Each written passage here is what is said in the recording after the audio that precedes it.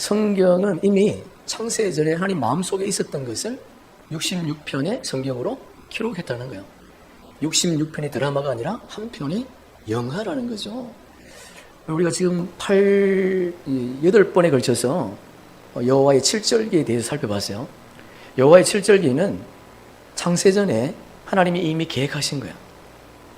하나님이 어떤 순간에 와서 유월절을 일으키고 초막절을 일으키고 뭐 이런 것이 아니라 여호와의 7절기는 이미 창세전에 하나님의 계획 속에 있었다는 거예요. 하나님께서 이 땅을 창조하실 때에 아담에게 자유의지를 주었기 때문에 아담이 범죄한 것이 아닙니다. 이미 아담이 범죄할 것을 창세전에 기록해놨다는 거예요. 하나님께서 예수님이 아담이 범죄했기 때문에 이 땅에 오신 것이 아니라 이미 예수님이 이 땅에 오실 것을 창세전에 기록되어 있었다는 거예요. 아브라함이 하갈을 취해서 자녀를 낳지 않습니까? 아브라함이 하갈을 취해서 자녀를 낳은 것이 사라가 그의 몸종을 허락했기 때문에 하갈이 태어난 것이 아니에요. 이스마엘이 태어난 것이 아니에요. 이미 창세전에 하나님이 계획하셨다는 겁니다. 만약 이스마엘이 태어나지 않으면 중동전쟁이 일어날 수가 없지요. 중동전쟁은 이미 요한계시록의 둘째 하의 시기에 일어날 것을 예수님이 성경에 기록해놨습니다. 성령께서 마가의 다락방에 모인 자들이 기도할 때 임한 것이 아닙니다. 이미 창세전에 오순절에 성령이 임할 것을 성경은 기록해놨다는 거예요. 하나님께서 우리를 이미 창세전에 뭐 했다는 겁니까? 선택하셨다는 거예요. 오늘 우리는 씨 뿌리는 비유의 말씀을 함께 살펴보려고 합니다. 예수님께서 이 씨 뿌리는 비유의 말씀을 통해서 하나님 나라의 비밀을 말씀하셨어요. 하나님 나라의 비밀. 근데 하나님 나라의 비밀이라고 성경에 기록되어 있지만 하나님 나라의 구속사의 비밀, 그것이 더 정확한 번역이겠죠. 그런데 이 하나님 나라의 구속사의 비밀, 이 씨 뿌리는 비유를 모르면 예수님께서 이 땅에서 말씀하신 모든 비유를 알 수 없다라고 말씀하셨어요. 다시 말해서 구속사의 비밀을 모르면, 씨 뿌리는 비유를 모르면 하나님의 구속사의 비밀을 아무도 모른다는 겁니다. 네 가지 밭을 주님 말씀을 하셨는데, 씨는 하나님의 말씀이지 않습니까? 그 씨가 사람의 마음밭에 떨어졌는데 반응하는 것이 다 달랐다는 겁니다. 오늘 우리가 여기도 본문에 보니까 길가에 떨어진 씨는요, 사탄이 즉시 와서 가지고 갔대요. 사탄이. 그러니까 그들은 짐승의 표를 받는 666의 생명들, 마귀의 자손들인 거죠. 마귀의 자손들. 그들은 네피림의 후손들을 의미합니다. 두 번째, 돌밭에 떨어진 씨는 그 말씀을 듣고 즉시 기뻐했어요. 그런데 말씀대로 살 수 없어서 즉시 포기했다는 겁니다. 즉시 기뻐하고 즉시 포기했대요. 이들은 알고 계지만 악의 열매를 맺는 쭉정이를 의미합니다. 그들은 어린 양의 생명책에서 지워지는 자들이에요. 그들은 가라지와 함께 영원한 지옥불에 들어가서 고통받을 자들을 의미하고 있습니다. 세 번째, 가시떨기에 떨어진 씨는요, 말씀을 듣고 자기 생각대로 어떤 말씀을 순종하고 어떤 말씀을 거부했다는 거예요. 이거 잘 기억하셔야 돼요. 가시떨기에 떨어진 씨는 그 말씀을 듣고 자기 생각대로 어떤 말씀은 순종하고 어떤 말씀은 거부했답니다. 이들은 알고 생이삭이죠. 레위기에 나오는 생이삭. 그들은 예수 그리스도를 믿음으로 구원의 표는 받지만은 성령을 받지 못합니다. 그들이 구원의 표를 받기 위해서는 껍질을 벗겨야 돼요. 그래야 예수님께서 시온산에 재림하실 때에 흰 옷을 입고 예수님 앞에 나올 수가 있습니다. 좋은 땅에 떨어진 씨는요, 말씀을 듣고요, 온전히 순종했다는 거예요. 가시떨기와 다른 것은, 가시떨기는 순종할 것은 순종하고 순종하지 않는 것은 거부했다는 거예요. 그래서 온전히 결실을 못 냈지만은 좋은 땅에 떨어진 씨는 말씀을 듣고 온전히 순종해서 30배, 60배, 100배의 열매를 맺었다는 겁니다. 그들은 바알에게 무릎을 꿇지 않는 빛의 생명들, 7,000명의 의인들을 말하고 있고요. 그들은 예수님과 한 몸으로 연합을 이루는 생명들, 하늘에서 난 자들. 그들은 나팔절에 예수님이 공중 재림하실 때에 휴거되는 요셉의 영적 자손들입니다. 요셉의 영적 자손들은 등과 기름을 준비한 슬기로운 5처녀, 우리 지난주 살펴봤던 슬기로운 5처녀. 다시 말해서 성령의 기름 부음이 임한 자들. 여러분, 성령의 기름 부음이 임한 자들을 바알에게 무릎 꿇지 않는 7,000명으로 비유했어요. 성경에서. 열왕기상 19장 한번 읽어보겠습니다. 그러나 내가 이스라엘 가운데에 7,000명을 남기리니 다 바알에게 무릎을 꿇지 아니하고 다 바알에게 입 맞추지 아니한 자니라. 7,000명 어디지요? 로마서 함께 읽습니다. 그에게 하신 말씀 무엇이냐? 내가 나를 위하여 바알에게 무릎 꿇지 아니한 사람 7,000명을 남겨두었다 하셨으니. 예. 요셉의 영적 자손들을 성경은 7,000명으로 비유했어요. 그런데 야곱의 남은 자손들, 속죄들의 추수될 야곱의 남은 자손들은 14만 4천으로 비유하고 있습니다. 이들은 율법의 종이지요. 율법의 종들. 그러니까 덩은 있지만 기름을 준비하지 못한 미련한 5처녀들. 씨 뿌리는 비유로 말하면 가시떨기. 어떤 말씀은 순종하고 어떤 말씀은 거부하는, 순종하지 못하는 율법의 종들. 그들을 성경은 14만 4천으로 비유하고 있습니다. 우리 계시록 한번 읽어보겠습니다. 일 후에 내가 내 천사가 땅 내 모퉁이에 쓴 것을 보니 땅의 사방에 바람을 붙잡아 바람으로 하여금 땅이나 바다이나 각종 나무에 불지 못하게 하더라. 또 보매 다른 천사가 살아계신 하나님의 인을 가지고 해 돋는 데로부터 올라와서 땅과 바다를 해롭게 할 권세를 받은 내 천사를 향하여 큰 소리를 외쳐 이르되 우리가 우리 하나님의 종들의 이마에 인치기까지 땅이나 바다나 나무들을 해하지 말라 하더라. 내가 인침을 받은 자의 수를 들으니 이스라엘 자손 각 지파 중에서 인침을 받은 자들이 14만 4천이니 이스라엘 자손 중에 야곱의 남은 자손들 그들이 수를 14만 4천으로 성경은 이렇게 비유해놨습니다. 여러분 7천과 14만 4천은 엄청난 갭이지요. 그러니까 요셉의 영적 자손들은 7천으로 비유했다면 이 땅에 휴거되고 남을 자들의 수를 지금 남은 자들을 추수하는 수를 14만 4천으로 비유하고 있죠. 계시록 14장 1절도 보시면 또 내가 보니 보라 어린 양이 시온산에 섰고, 어린 양이 시온산에 섰다는 것은 예수님이 속죄절날 이 땅에 시온산에 지상 재림하실 것을 말씀하신 거지요. 그와 함께 14만 4천이 서 있는데 이 14만 4천은 누굽니까? 야곱의 남은 자손들.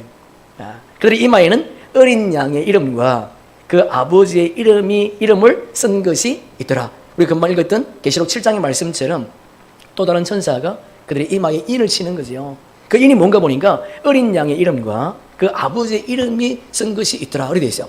그러니까 이마에 어린 양의 이름과 하나님의 이름이 없으면 무슨 재앙을 당합니까? 항충재앙을 당하는 거예요. 항충재앙.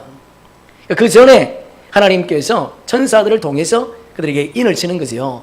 하나님의 아들들은 천사가 인을 치는 것이 아니고 성령께서 우리 마음에 들어오시는 거예요. 성령이 인을 치는 겁니다. 야곱의 남은 자를 14만 4천으로 비유했다면 에스의 3대5 자손들은 초막절에 추수되지 않습니까? 그런데 에스의 3대5 자손들을 초막절에 추수하시는데 그들의 수를 성경은 뭐라고 비유했는가 하면 바다와 같은 많은 자손들로 비유하고 있어요. 바다와 같은 많은 자손들. 그들은 믿음으로 구원받는 것이 아니라 행위로 구원받습니다. 에스의 3대5 자손들은 바다의 수많은 모래와 같다. 그렇게 비유하셨어요.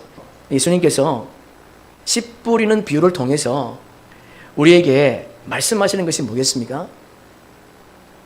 좋은 밭이 되어서 30배, 60배, 100배 열매를 맺으라. 그런 말씀입니까? 그렇지 않습니다. 30배, 60배, 100배 열매를 얻는 것처럼 세상에서 성공하라. 그런 말이 아니에요.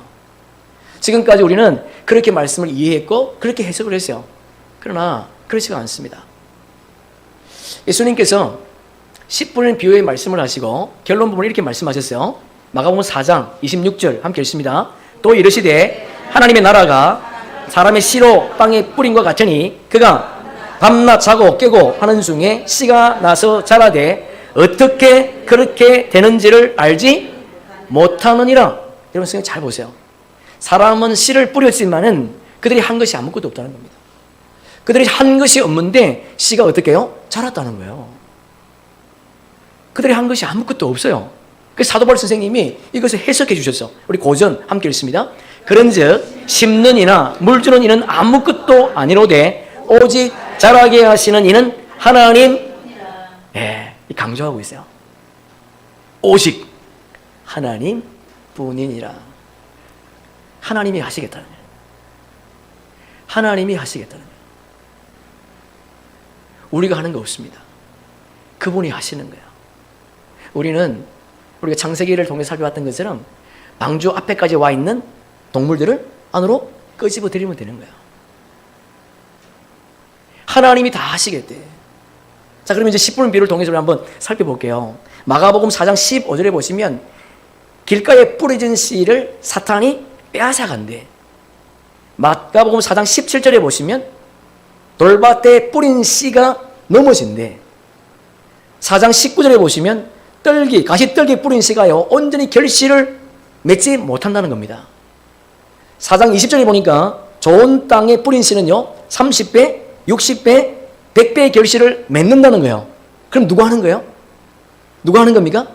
길가에 뿌린 씨를 사탄이 빼앗는 거, 돌밭에 뿌린 씨가 넘어지는 거, 가시떨기에 뿌린 씨가 온전히 결실을 맺는 거, 좋은 땅에 뿌린 씨가 30배, 60배, 100배의 열매를 맺는 것은 우리가 하는 것이 아니고 누가 하는 거예요?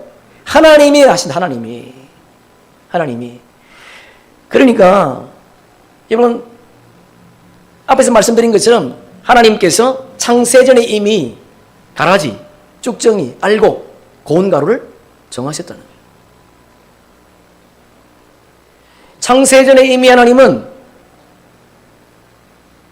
우리의 신분을 정하셨어요. 우리 오바다 1장 18절 한번 읽어보겠습니다. 야곱 족속은 불이 될 것이며 요셉 족속은 불꽃이 될 것이요 에서 족속은 지푸라기가 될 것이라. 그들이 그들 위에 붙어서 그들을 불살할 것인즉 에서 족속에 남은 자가 없으리니 여호와께서 말씀하셨습니다. 야곱의 족속은 불인데 에서 족속은 불꽃이래. 요셉 족속은 불꽃이래. 그런데 에서는 지푸라기래. 여러분, 요셉 족속은 불이 된다고 하는 것은 그들 야곱의 남은 자손들이 된다. 야곱의 남은 자손들. 알곡들을 말하는 거지요. 알곡들. 그러니까 알곡들은 구원의 표를 받기 위해서 어떻게 됩니까? 알곡의 껍질을 벗겨야 돼요. 알곡의 껍질을 벗긴다는 것은 뭐가 임한다는 거예요? 고통이 임하는, 고통이. 그래서 야곱의 족속들을 불이 될 것이라 그렇게 말하고 있어요. 야곱의 남은 자손이 되는 것이 쉬운 것이 아니에요. 계시록 14장 말씀처럼 그들은 땅에서 처음 익은 열매들, 예수님이 어떤 말씀을 하시든 따라가는 자들, 음료와 혼합하지 않는 자들, 그들이 야곱의 남은 자손들입니다. 그러니까 야곱의 남은 자손들은 요셉의 영적 자손들이 휴고되고 나면 뭐 한다 그래요? 회개하더라. 그런데 요셉의 족속은요, 불꽃이 될 것이라 그렇게 되어 있어요. 요셉의 자손과 야곱의 자손과는 완전히 다릅니다. 왜냐하면 요셉의 자손들은요, 영적 존재, 하늘에서 난 자예요. 땅에서 난 자가 아니에요. 하나님, 예수님과 연합돼서 한 몸을 이룬 자들이에요. 그러니까 하나님의 아들들은 억지로 무엇을 하는 자들이 아닙니다. 내가 하고 싶지 않지만 무엇을 하는 것이 아니라 예수님께서 나에게 베푸신 그 은혜가 너무 감사해서 자원해서 주와 복음 위해서 사는 자들이 요셉의 영적 자손들이에요. 그러나 야곱의 남은 자손들은 어쩔 수 없어서 이게 믿어지긴 믿어지는데 완전히 믿어지지 않아. 이게 고통의 사실은요. 여러분 생각해 보세요. 완전히 믿어지면요, 신앙생활 하는 게 어렵지 않습니다. 근데 완전히 안 믿어져. 이게 신앙생활 어려운 거예요. 그래서 오바다가요, 너무 정확하게 표현하고 있지 않습니까? 그들은 고통 가운데 주님을 믿고 있다는 거예요. 영적 자손들은 고통 가운데 예수 믿는 게 아니에요. 너무 기뻐서 나를 구원하신 그분에 대해 너무 감사해서 하나님 앞에 신앙생활 하는 거예요. 그래서 불꽃이라. 여러분, 산에 불이 붙어서 산에 불이 났는데 다른 산으로 옮길 때 어떻게 됩니까? 불꽃이 옮기죠. 불꽃이. 요셉의 영적 자손들이 그렇다는 거예요. 그래서 여러분, 성령이 오순절에 임할 때에 성령의 불꽃이 임한 사도들을 통해서 초대교회가 어떻게 되었습니까? 3,000명이 5,000명이 셀 수 없는 수다한 무리가 주께로 돌아왔더라 그렇게 되어 있습니다. 그래서 요셉의 영적 자손들을 불꽃이라 그렇게 소개한 거예요. 그런데 에스의 족속은요, 뭐라고 기록해놨습니까? 지푸라기. 이 지푸라기라고 하는 것은 추수가 끝난 후에 들에 남아있는 지푸라기, 그런 말이에요. 가을절기에 추수되고 나서 나팔절과 속죄들에 추수되고 나서 남은 지푸라기들. 그런데 그 뒤에 보니까 뭐라고 되어 있는가 하면 에스의 족속은 남은 자가 없으리니 그렇게 되어 있어요.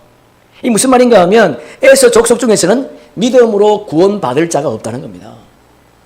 에스의 족속은요, 믿음으로 구원받는 게 아니에요.